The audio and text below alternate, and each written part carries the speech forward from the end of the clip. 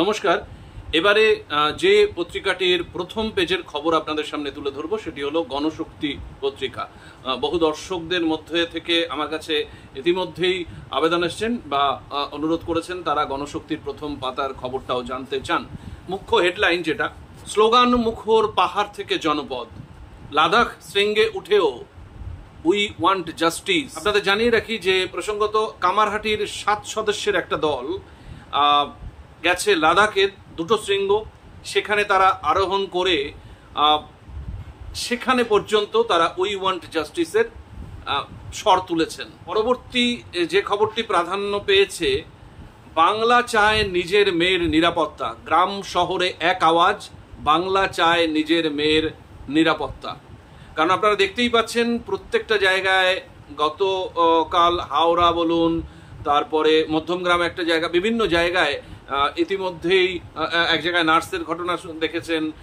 তো নারীদের নিরাপত্তা কিন্তু বিঘ্নিত হচ্ছে, মানে শ্লীলতাহানির ঘটনা ঘটছে। তার সাথে সাযুজ্য রেখেই গ্রাম শহরে এক আওয়াজ, বাংলা চায় নিজের মেয়ের নিরাপত্তা। আর একটা খুব গুরুত্বপূর্ণ খবর আজকে গণশক্তির প্রথম পেজে প্রকাশিত হয়েছে, মুখ্যমন্ত্রী যাবেন না, শিক্ষক দিবসের অনুষ্ঠান বাতিল।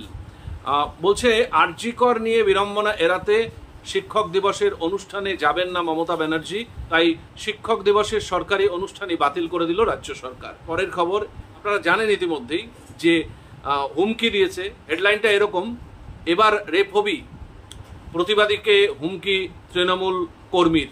তারপরের খবর, আরজিকর হাসপাতালের ঘটনায় বিচার চেয়ে প্রতিবাদে সামিল হওয়ায় বিশ্ববিদ্যালয়ের এক ছাত্রীকে ফেসবুকের মেসেঞ্জারে ধর্ষণের হুমকি দেওয়া হয়েছে, অভিযুক্ত যুবক তৃণমূলের কর্মী।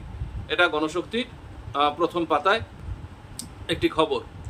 আচ্ছা, 8 তলায় কি খুঁজছে সিবিআই, তারপরে যেটা সিবিআইয়ের তদন্ত নিয়ে বলছে, 4 তলার সেমিনার রুমে মিলেছিল তরুণী চিকিৎসকের দেহ, সেই ইমার্জেন্সি বিল্ডিং এর 8 তলায় তদন্তকারী আধিকারিকেরা। গত কয়েকদিনে একাধিকবার সিবিআইয়ের তদন্তকারীরা বেশ কয়েকবার 8 তলায় যান, কিছু নমুনা সংগ্রহ করেন, 8 তলা থেকে লিফটে করে 4 তলায় ওঠানামা করেন তদন্তকারী আধিকারিকেরা বেশ কয়েকবার গত কয়েকদিনে। পরের খবর হচ্ছে, বারাণসীতে ধর্ষণে অভিযুক্ত বিজেপি কর্মীদের সংবর্ধনা। আপনারা জানেন যে বারাণসী লোকসভা কেন্দ্রটি হচ্ছে নরেন্দ্র দামোদর দাস মোদীর কেন্দ্র, এবং এখানকার মুখ্যমন্ত্রী হচ্ছে উত্তরপ্রদেশের যোগী আদিত্যনাথ।